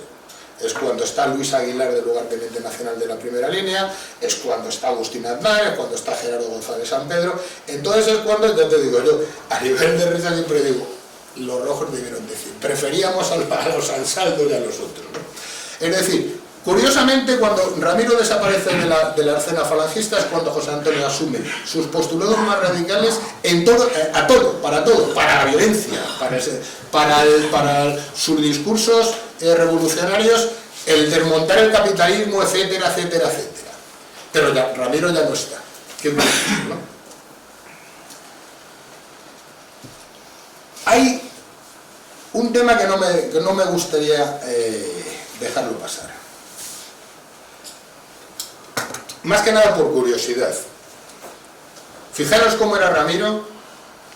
Ramiro, desde que el golpe no triunfa en Madrid, va con una cédula personal, con un DNI de un antiguo camarada, Enrique Comte. Enrique Comte era uno de los fundadores de las Jons y era tenía el título de tesorero de las Jons. Debía ser el título porque dinero no tuvieron nunca nada, poca tesorería tenía. Pero iba con su DNI. Hubo muchos casos, por ejemplo, Manuel Evilla iba con el DNI de Manuel Mateo, se debieron cambiar las identificaciones para evitar que fueran detenidos. Y a Ramiro le detienen de casualidad una patrulla de milicias marxistas en la plaza de Iglesias cuando iba con su hermano mayor Juan Manuel. Dicen esa leyenda que se monta sobre su detención, que al detenerle, él enseña su cédula a nombre de Enrique Comte, uno parece ser que le reconoce, no, tú eres Ramiro Ledesma, el fascista, y en el abrigo, el pobre Ramiro llevaba bordado su nombre, se conoce pues se lo dejaban RLL, y le detienen. Y ahora vamos al tema de su muerte, sin que se me olvide una cosa antes. ¿Por qué Ramiro es uno de los mayores desconocidos y ocultados durante toda la historia, durante el franquismo y durante la transición y hasta hace muy poco? En primer lugar, porque al franquismo la figura de Ramiro, tanto la política como la persona, no le interesaba. No olvidéis una cosa, Ramiro no era católico, Ramiro no era religioso, Ramiro era agnóstico, no era ateo como se ha dicho, era agnóstico. Ramiro tiene una gloriosa frase, claro, que en aquellos momentos no debía gustar a nadie, que decía algo así parecido a que las revoluciones nacen mejor en la sombra de las flechas que no a la sombra de la cruz. Hay otra anécdota de Ramiro, que está reunido en un pequeño local que tenían, en un pequeño despacho que tenían en el edificio que era comprado Cristiano Ronaldo en la Gran Vía de Madrid, que era la Espasa Calpe, que era la Casa del Libro. Ahí tenían dos camaradas, los hermanos Ercilla, que eran arquitectos, tenían una pequeña oficina donde lo utilizaban de local. Y entonces, viendo quemarse una iglesia en el 31, una iglesia que había cerca, los camaradas dijeron, vamos a bajar a ayudar a impedirlo. Y Ramiro dijo, no, esa no es nuestra guerra. Entonces, Ramiro no era políticamente correcto para el régimen del general Franco, ni lo ha sido después. Luego es muy curioso, porque de ese Ramiro nacionalista, de ese Ramiro que sí es verdad que el concepto de patria no es idéntico al de José Antonio. Es decir, Ramiro era un nacionalista y José Antonio era un patriota. ¿Por qué? Porque desde mi punto de vista el gran acierto, la gran invención, si podemos llamarla, de la falange o del nacionalismo, es el concepto de patria de José Antonio. Y Ramiro no estaba en ese concepto. Ramiro estaba en el concepto nacionalista antiguo, del territorio, de los límites, de la raza, de la población, y José Antonio, que insisto, para mí es su mayor haber, desarrolla e inventa ese concepto de ser patria, ese concepto de unidad de destino, ese concepto del proyecto sugestivo. Y en eso sí que creo que es una diferencia muy importante entre los dos. Y Ramiro, al cual se le ha llegado a tachar de nacional bolchevique, que ya es lo último, es decir, ya, el que a Ramiro se diga que era la izquierda de la falange, y luego esa transposición actual, hay libros, Romanticismo de Acero, el nacional bolchevique. Ramiro, si era algo, si dentro de lo que podemos llamar la sensibilidad azul era algo, precisamente no era el izquierdista de la falange. Pero bueno, volvamos. Ramiro preso en la cárcel de las Ventas junto con Ramiro de Maeztu. En un primer momento, lo único esa leyenda, lo único que se conocía de Ramiro es que era un tío muy valiente, porque cuando le iban a matar se enfrentó con el pelotón de milicianos y les dijo: no, a mí no me matáis donde vosotros queráis, me matáis donde yo quiero. Eso, insisto, está demostrado históricamente que es falso. Eso lo hizo un hipnotipista de la ABC. Investigaciones sobre la causa general. Fijaros qué curioso. Durante más de 80 años, nadie había investigado en la causa general, que en la causa general son miles y miles de folios. O sea, es como un gran juicio sobre las matanzas de los rojos antes y durante la guerra. Nadie había investigado sobre Ramiro Ledesma. ¿Por qué? Pues como nadie ha investigado sobre José Antonio, porque a nadie le interesaba la falange, ni José Antonio, y mucho menos Ramiro. Y ahí encuentran unas declaraciones de unos milicianos donde dicen una cosa muy curiosa, que es que a Ramiro Ledesma no mueren en Aravaca. A Ramiro Ledesma le sacan 2 días antes de la cárcel de las Ventas, a él solo, lo llevan al Ateneo Libertario de la Elipa, y allí unos amiguetes anarquistas, de esos que dicen también otros historiadores, que bueno, los anarquistas y los falangistas íbamos a tomarnos cerveza juntos en el julio del 36. Bueno, pues que unos amiguetes anarquistas suyos le tienen agrediéndole, torturándolo durante bastantes días, hasta que al final uno de ellos le abre en canal porque quería saber qué demonio llevaba dentro. Textual, la frase más o menos es textual. Parece ser que no está muy lejos de la realidad esa teoría. Esa teoría parte también de que dicen que a Ramiro le denuncia un antiguo falangista de nombre Alberto Pajuelo. Ese Alberto Pajuelo yo he investigado sobre él y no le doy mucha credibilidad, porque Alberto Pajuelo después de la guerra tiene cargos en el movimiento, y si algún falangista al hacer la causa general, al tramitarse la causa general, hubiera visto su nombre como inductor y soplón y culpabilizando las declaraciones de un miliciano que a Ramiro le matan por él, no hubiera durado ni un minuto, eso os lo aseguro. Ahí estaba, no olvidéis que cuando acaba la guerra se crea ya en el movimiento o en la falange franquista, se crea una especie de delegación al mando de David Jato y al mando de Javier García Noblejas, que la delegación estaba muy clara. Iban diciendo: a ver, nuestros camaradas delante de la guerra, oye, ¿y Pepe García Noblejas qué pasó con él? Vamos a ver. Iban buscando, y os imagináis para qué iban buscando y a quién iban buscando. Y además hay una anécdota muy famosa de Javier García Noblejas. Javier García Noblejas, en esa búsqueda y captura y venganza, lo vamos a llamar así de claro, se extralimita una de las veces y un juez militar le cita como inculpado por un delito de asesinato, y Javier García Noblejas cuando llega dice: ¿qué? Dice: no, es que usted, sin ningún tipo de autorización, ni juicio, ni nada, ha matado a no sé quién. Le sacó una pistola y se la puso en la cabeza al juez. Ahí se acabó la declaración de García Noblejas como imputado. Bueno, pues en esa labor, te digo, no creo que Alberto Pajuelo, el tal Pajuelo hubiera sido el soplón. Pero sí es verdad que existen declaraciones de más de 6 milicianos que confirman esa teoría, que le tienen en el Ateneo Libertario de la Lipa, y que creo que le hicieron pues algo parecido a lo que hicieron a Manuel Mateo. A Manuel Mateo cuentan que sus antiguos camaradas comunistas en la Checa de San Bernardo le mataron con una Gillette. Y más aún, Tabueña, si mal no recuerdo, no, el Castro Delgado, el jefe del 5º Regimiento, cuenta que un día pasa por porque en la Checa de San Bernardo tenían más o menos el radio del Partido Comunista del Centro, y va allí a ver qué hay y le dicen: quédate, que hoy hemos tenido caza mayor. Y le dicen: ¿cómo caza mayor? Y dice: sí, hemos pillado a Manuel Mateo. Y Castro Delgado en sus memorias dice que nunca vio tantos hombres para hacer de uno solo un cadáver. Bueno, pues al pobre Ramiro, según esta versión, le debieron aplicarle un procedimiento especial.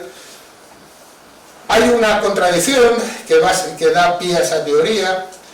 Efectivamente, la orden que tú hablabas, hay una orden de salida de 32 presos de la cárcel de Ventas para el traslado a Chinchilla, pero esa orden tiene fecha de 1 de noviembre. Dicen los historiadores que, a pesar de que de forma legal la orden va fechada 1 de noviembre, que el director de la CPIP llamó a la cárcel y dijo, no, que aquí dice que a ver, no, llevarlos para dar los materiales, y la orden fue telefónica y se los llevaron antes. Pero la realidad es que la orden con el listado, con los 32 nombres, es de fecha 1 de noviembre. Y la realidad es que cuando van a firmar a la entrega, de esos 32 solo aparecen 30. Si quitamos al linotipista que han matado en la puerta de las ventas y quitamos a Ramiro, suponiendo que efectivamente no iba en esa conducción, pues efectivamente hay 30 muertos en Aravaca, y podríamos decir que Ramiro ni le fusilaron en Aravaca y ni siquiera está enterrado en Aravaca. Nunca se sabrá, lógicamente, entre otras cosas, porque en el cementerio de los mártires de Aravaca no solo hay 32, hay más de 800 cuerpos.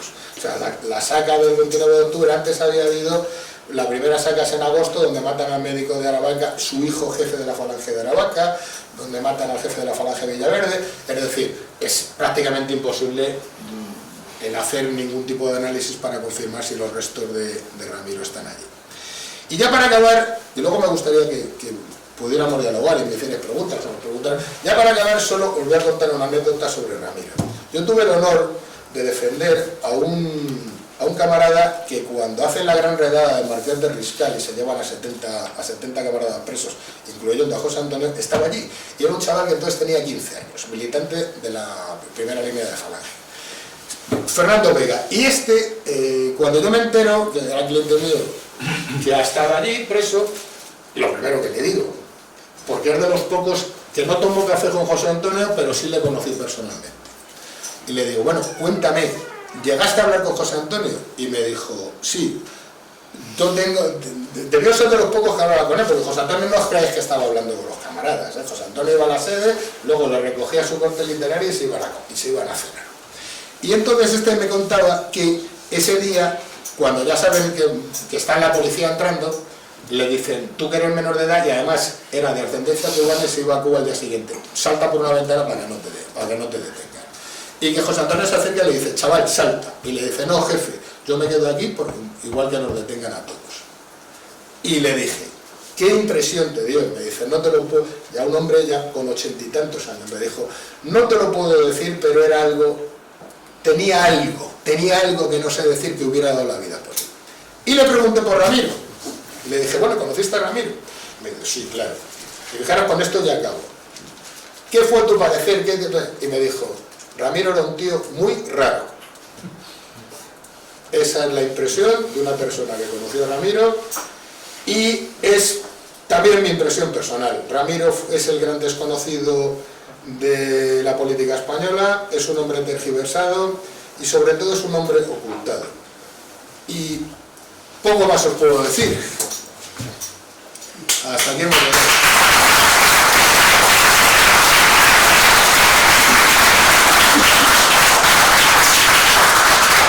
Pues antes de pasar al turno de preguntas, le he visto escribir intensamente, así que si queréis hacerle algún tipo de réplica, como se ha pasado algo del tiempo. Pues simplemente eran, más que nada iba notando coincidencias, ¿no? Y pequeñas observaciones sobre lo que ha dicho Juan Manuel. La influencia de Ramiro, pues aunque parezca mentira, por ejemplo, palabras como la de fascistizado, que tiene una influencia en los historiadores enorme, a la hora de concebir todo lo que eran las derechas del periodo, los monárquicos y otros grupos. Sus obras realmente han tenido influencia en lo que podríamos llamar los historiadores a la hora de interpretar el fascismo, porque realmente hay consenso en considerarle el fascista genuino. Es decir, el primero que interpretó plenamente lo que podríamos llamar fascismo. Yo así también lo entendí.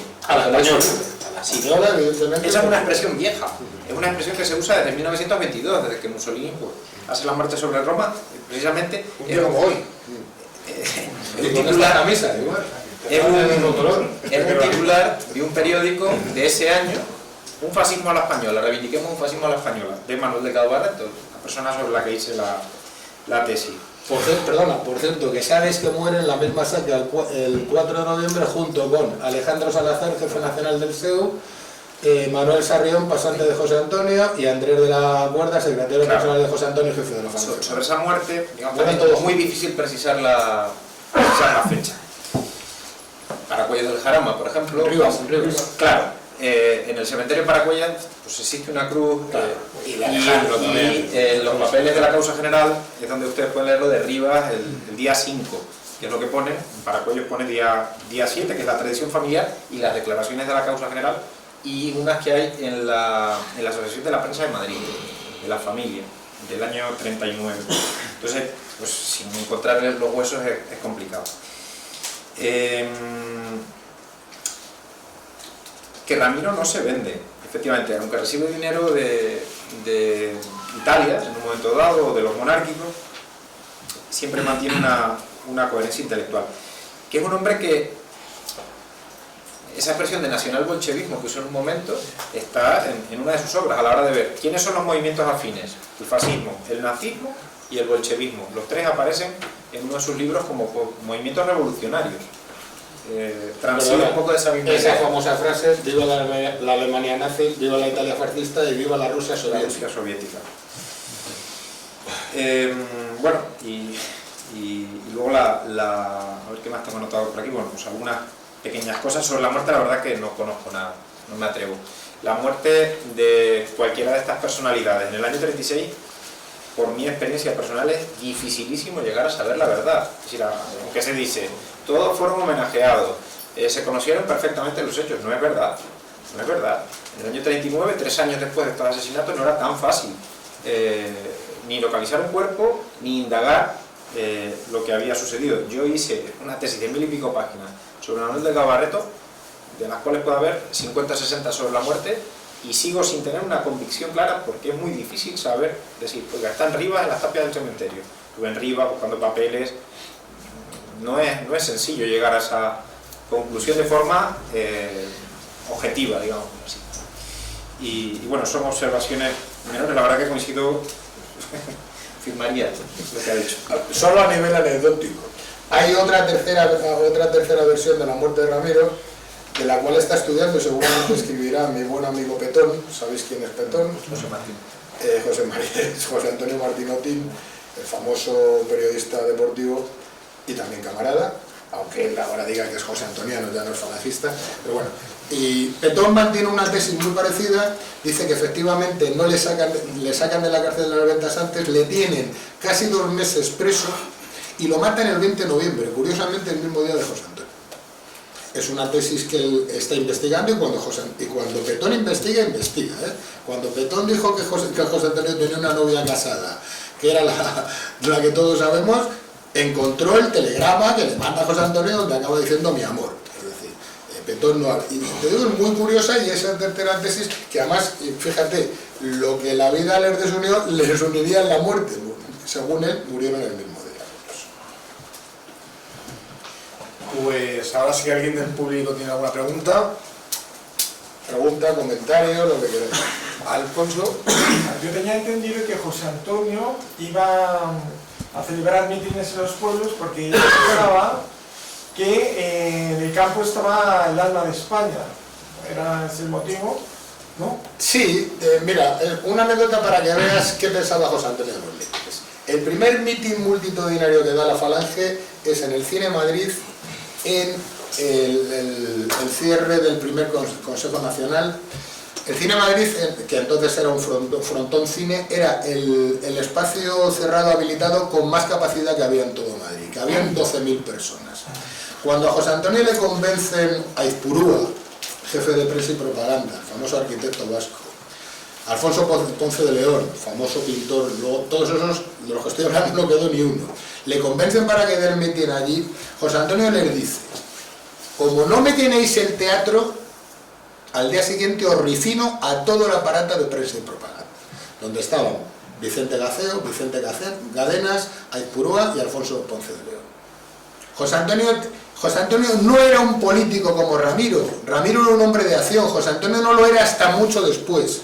Y a José Antonio le daba miedo eso. Hay otra anécdota que está escrita por el propio Pepe Saiz, jefe de la Falange toledana. Pepe es el que le va a buscar a José Antonio a su casa para llevarle al Cine Madrid. Y se le encuentra a José Antonio que José Antonio era de todo menos improvisador, se le encuentra haciendo el guión del discurso. Y entonces Pepe le hace una broma, le dice: jefe, joder, como los chavales no te llenen el meeting. José Antonio, con la pluma que estaba escribiendo, se la tiró a la cara y no le dio de casualidad. Luego tuvo la gran suerte, no solo que llenaron el Cine Madrid con 12.000, sino que además se quedaron 3.000 en la puerta. Efectivamente, tú dices, no es la excusa. José Antonio decía que efectivamente el alma de España estaba en el campo, pero era más fácil dar un mitin en un pequeño pueblo, además a pequeños terratenientes, que no dar un mitin en una gran ciudad. La mayoría iban obreros que no eran de Falange, etcétera, etcétera, etcétera. No olvidéis nunca, José Antonio, sobre todo en ese primer mitin, fijaros ese temor que podía tener, que lo primero que dice es: ha llegado a oídos de esta jefatura, ya sentado como estamos aquí, ha llegado a oídos de esta jefatura que hay elementos infiltrados que quieren perturbar el acto de este mitin.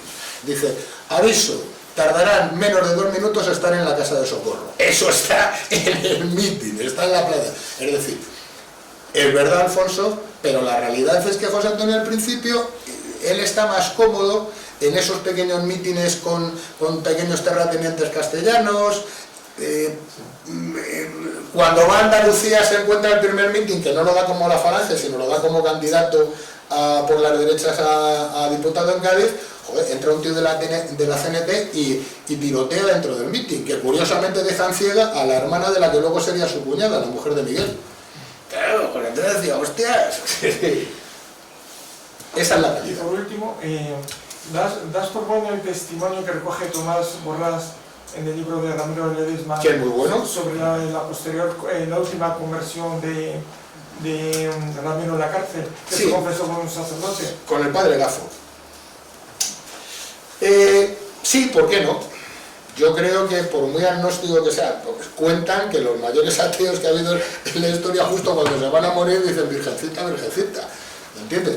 Lo doy por bueno. Es verdad que durante esa estancia con Ramiro en la cárcel de Ventas está, y además le conocía de otra detención en la cárcel de Chinchilla, que ahí sí que estuvo, precisamente creo que por la Sanjurjada. Sí, no me extrañaría. O sea, es decir, Ramiro es agnóstico. Ramiro, igual que José Antonio, era católico practicante, pero muy practicante, y se lo creía. Recordar esa anécdota de José Antonio, creo que era un Viernes Santo, que le invitan a comer y le ponen un filete y dice: no, y se cachondean de él, y dice José Antonio: mira, yo puedo ir al infierno por cualquier otro pecado, pero no por comerme un filete. Entonces, sí me lo creo. Ramiro no era anticlerical. Ramiro reconoce lo que luego dicen los puntos fundacionales de la Falange, que reconoce la tradición católica de la historia de España. Pero eso era una cosa, y luego distinto era las posturas más que clericales que había. Mira, si solo tenéis que ver una cosa: buscar esquelas de los primeros muertos en la guerra de Falange, por ejemplo, del Alto de los Leones. Hay un montón de esquelas, porque entre otras cosas mataron a 50 chavales del SEU de Valladolid. En la mayoría de las esquelas viene la foto del camarada Pepito Pérez, camisa vieja de la Falange o miembro del SEU, adoración nocturna, amiguitos del Niño Jesús, digo amiguitos del Niño Jesús con todos los respetos, es decir, eran chavales muy católicos. La mayoría de los camaradas de Falange eran muy católicos. Más aún, Pepe se ha dado cuenta, las primeras acciones que hace la Falange de Toledo es proteger la procesión del Corpus. O sea, lo cuenta como una heroicidad. O sea, no dice: no, es que hemos tenido un enfrentamiento, no, es proteger la procesión del Corpus. Es decir, que dentro de la Falange había un sentimiento católico incluso hasta exacerbado, sí, pero José Antonio lo que sí consigue es que una cosa es que tú personalmente seas muy católico y otra cosa es trascender a la política, porque para eso ya estaba la CEDA, para eso ya había otros partidos de derechas, y José Antonio hace la separación Iglesia-Estado, y a Dios lo que es de Dios y al César lo que es de César, que le cuesta, insisto, la salida del Marqués de Larisero. ¿Tenía una pregunta? Bueno, más que pregunta, observación. Antes afirmaba que José Antonio no tenía ni puñetera idea del sindicalismo. Poco. Bueno, hay papeles sueltos que mencionó Velarde Fuerte de un borrador de tesis doctoral de José Antonio sobre el marxismo y sobre el movimiento sindical y por lo que se comenta y se lee, que conocía bastante bien el sindicalismo. Es un sindicalismo más de gestión, al estilo fabiano, inglés, Exacto. que un sindicalismo de choque o de lucha. Es muy distinto. El planteamiento de Ramiro era un sindicalismo de lucha, de enfrentamiento, sindicatos de clase, de golpe de claro, Estado, sindicatos de clase, la conquista del Estado. claro. Mientras que la idea de José Antonio, y además hay que tener en cuenta la formación académica que tienen. Uno es filósofo y matemático, teórico, mientras que el otro es abogado. Y hay abogado además de ejercicio, con una sólida formación humanística. La filosofía escolástica de José Antonio por un lado y la hegeliana de Ramiro por otro. Es un choque del clasicismo contra el romanticismo. Eso se ve claramente luego en la trayectoria vital de cada uno. Y además curioso, abundando en lo que dice Pepe, fijaros qué curioso. De los 27 puntos de la Falange, que supuestamente es la norma programática, y digo supuestamente porque no lo es, casi la mitad se refieren a la reforma agraria. Y vosotros diréis, bueno, qué curioso, ¿por qué? Porque José Antonio era, dentro de su profesión como abogado, era un especialista en derecho agrario. Si José Antonio hubiera sido médico, estoy seguro que de la mitad de los puntos del programa de la Falange hubieran sido la reforma de la sanidad. Seguro. Bueno, otra explicación también. En 1934, la agricultura representaba el 60% del Producto Interior Bruto español. Y la mayor... Hoy día la agricultura no representa ni el 3% y se produce infinitamente mucho más que entonces. Es decir, había un cambio radical en lo que es la economía. Y José Antonio en su trayectoria profesional se había especializado en derecho agrario, en deslindamiento, etcétera, etcétera. Pero José Antonio no es, cuando he querido decir no tenía ni puñetera idea de sindicalismo, era en el sentido que tú has dicho, es decir, a José Antonio le venía grande, fijaros qué curioso, y a eso le pasa a José Antonio de Ramiro, un movimiento que se llama Nacional Sindicalista que nunca ha tenido sindicatos potentes, nunca. ¿Por qué? Porque es mentira, porque la Falange no era un movimiento nacional sindicalista, la Falange era una milicia. Y como partamos de otra premisa, nos equivocamos.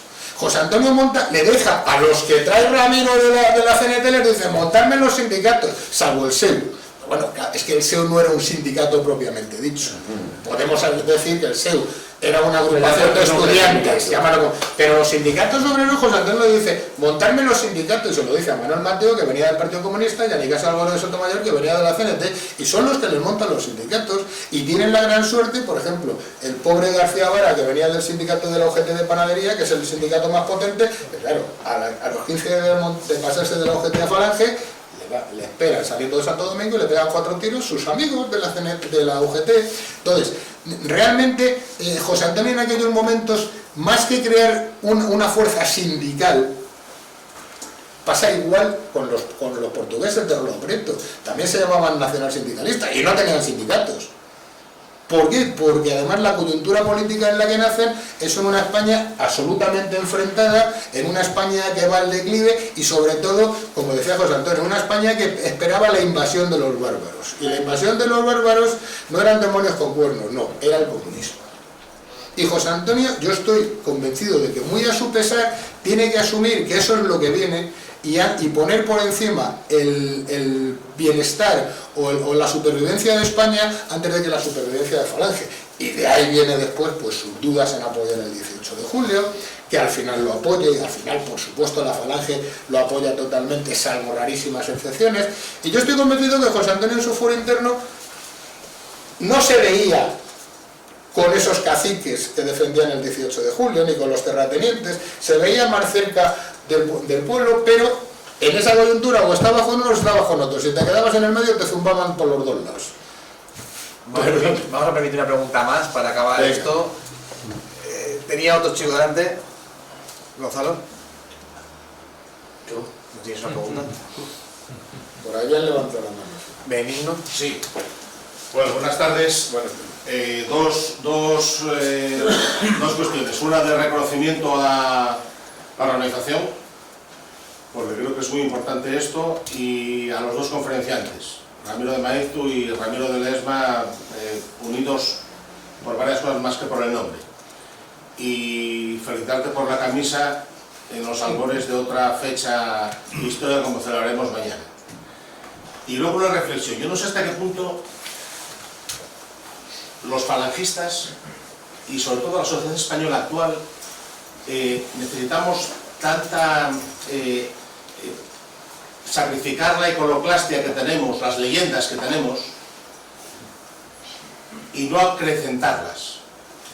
Yo creo que ahora mismo es más oportuno el tener leyendas y no sacrificarlas. Más que leyendas, mitos, me imagino. Correcto, sí, pero es importante también eso, porque eso puede significar banderas de enganche. Sí, pero ¿sabes lo que pasa? Desde el momento en que aquí, en este ámbito entre, bueno, falangistas o camaradas, que nos quedemos en este sótano, el romper mitos puede ser bueno para conocer mejor, es decir, para tener más intelecto. Yo no sé si eso es bueno de cara al exterior. No sé si es bueno que rompamos mitos, pues si Ramiro dijo esto, dijo aquello, lo digo como reflexión, no es una crítica, Te entiendo perfectamente. jamás te venderé la que eres un referente. Pero yo no sé hasta qué punto es bueno eso, siempre y cuando no salga de aquí, por favor. ¿Sabes por qué? Afuera tenemos que tener las mismas banderas sostenidas en los mismos mitos, aunque no sean ciertos. Es casi tal como ahora que ponen en solfa la batalla de Covadonga. Yo soy asturiano, soy metense. Joder, la batalla de Covadonga. No, es que me importa un bledo que Pelayo haya dicho esto o aquello, o enarbolado de una cruz a otra. Me importa el gesto. Y creo que nosotros nos aguantamos mucho en los mitos, porque nos aguantamos mucho en la estética. Sí, ¿sabes lo que pasa, querido Benigno? Que de mito en mito, de leyenda en leyenda, la revolución no se hizo nunca. Y entonces lo que quería Ramiro, lo que quería José Antonio, lo que querían cientos y miles de camaradas que murieron antes de la guerra y después de la guerra y después en Rusia con camisas azules puestas, no morían por la iglesia, no morían por el mito, morían por la... En el mejor de los casos, morían por algo que habían oído que se llamaba revolución. ¿Qué revolución? Cambiarlo todo.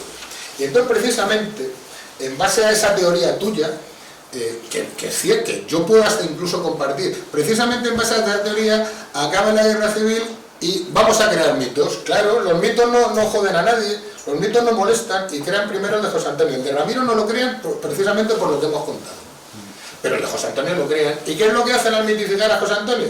Destrozar cualquier larva que podía haber de revolución en ese régimen, lo destrozan y ya nos quedamos con un José Antonio que es medio ángel, que es un personaje asexuado, que no se sabe muy bien que si es santo. Vamos, joder, le declararon santo, ni siquiera mártir.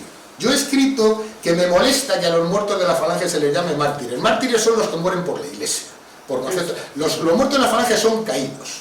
Y tan caído es José Antonio como es Matías Montero, como es Juan Domínguez. Todos son caídos, son muertos por una idea. De mártires nada, son muertos.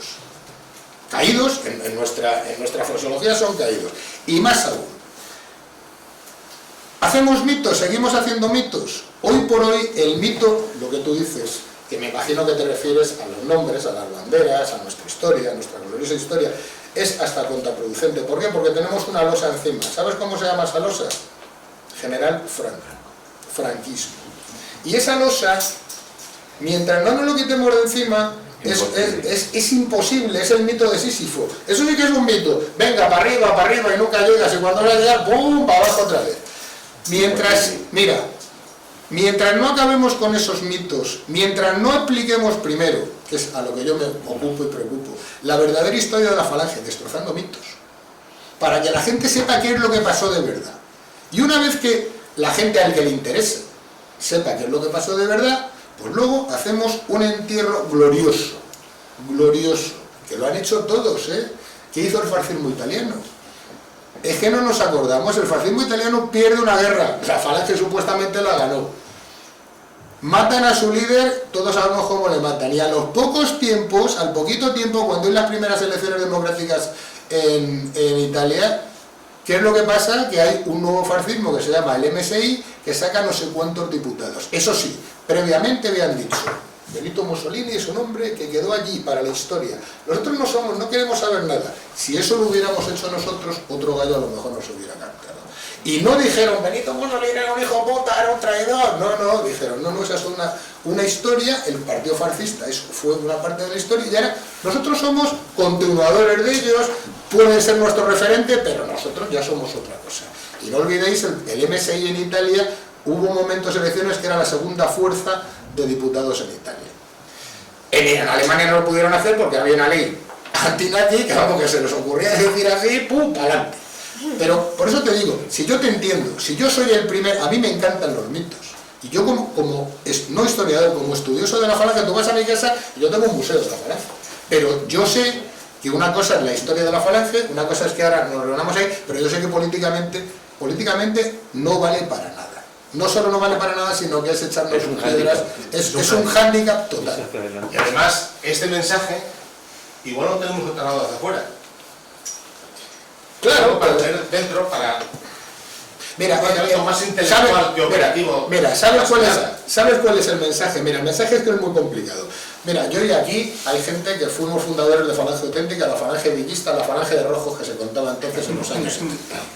¿Sabes lo que pasó? Que efectivamente nosotros estuvimos luchando en política en un momento que Franco acababa de morir, que se iniciaba una transición y que si durante 40 años en España la Falange era franquista, era de extrema derecha, era tal, nosotros que éramos unos chavales, entendimos que teníamos que dar la ley del péndulo, irnos hacia la izquierda. ¿Para qué? Para luego centrarnos. ¿Qué es lo que pasó? Tampoco nos dio tiempo. A José Antonio no le dio tiempo a acabar con lo suyo, a nosotros no nos dio tiempo a acabar con lo nuestro. ¿Por qué? Y realmente, fíjate, qué curioso. En la historia de todas las falanges que ha habido después en la transición, la que más se parece a la Falange original fuimos nosotros. Fíjate, la que más se parece. En todo. ¿Hablamos de milicias? No, ¿para qué queréis que os cuente lo que era la milicia de la auténtica? ¿Hablamos de actos que podíamos calificar como de terrorismo de baja intensidad? La universidad. Yo no he conocido ninguna otra falange ni movimientos parecidos que actuaran en política como actuamos nosotros. No nos equivocamos, nos pasó algo parecido. Yo creo que tenemos una maldición. En Oviedo no fue así, ¿eh? ¿Perdona? En Oviedo no fue así. Bueno, Ha sido en Chile, con perdón, nos estamos yendo mucho. Gonzalo, la última pregunta, si te has acordado. Sí, no, ya me he acordado, que como estaban ahí dándole, digo, Claro. ahora lo digo, era por Carlos Gregorio, un poco en la línea que ha comentado Ramiro de Maestu. Un poco por qué no se le ha tenido en cuenta en esa nueva ola de historiadores hispánicos que, como comentabas un poco al principio, yo creo que una vez que, por así decirlo, cambió el discurso, se le fue dejando un poco de lado. Entiendo que un poco en esa dinámica ha sido el que no se le tenga en cuenta, pero era el preguntarte a ti, que eres el que realmente lo ha estudiado, por qué no se le ha tenido en cuenta, un poco. Sí, Hombre, pues, sus obras se han reeditado. Es posible leer Defensa de la Hispanidad, en una edición creo que de 2006 o 2007, y en internet hay varias. Gratuitas, están todas las que he nombrado hoy. En internet se pueden descargar en un PDF, o sea, no es inaccesible, Ramiro. Ha habido al menos 4 biografías o 5 biografías en los últimos 20 años, que evidentemente tienen menos que Ortega o menos que Unamuno o menos que... Pero vamos, está estudiado y es un personaje conocido, no se puede decir... quizás la pregunta es más por el tema de que no se le ha tenido tanto como un referente al nivel que se ha tenido a otros cuando sí se le ha podido tener. Bueno, en esa línea porque no tiene partido que le reivindique, podríamos decir, ¿no? Quizás hasta Ramiro Ledesma, pues tiene algunos que le pueden reivindicar todavía hoy. José Antonio tiene gente que le reivindique en ese sentido. Calvo Sotelo no tiene. Antonio Goicoechea no tiene, quizás algunos ni siquiera ha oído ese nombre. Y Ramiro Maestu pues tampoco tiene un partido que se sienta heredero de sus ideas. En ese sentido político, efectivamente, sí carece de quien le Perpetúe. sí. También realmente porque Ramiro no fue un político. No lo fue muy brevemente político, pero tampoco le pasa a Calvo Sotelo. Sí, Es decir, claro, sí. que ese sector político hoy no tiene nadie que ocupe su... La derechita cobarde, que dice. Bueno, pues con esto damos por zanjado la conferencia de hoy. Muchas gracias. Y un aplauso para todos.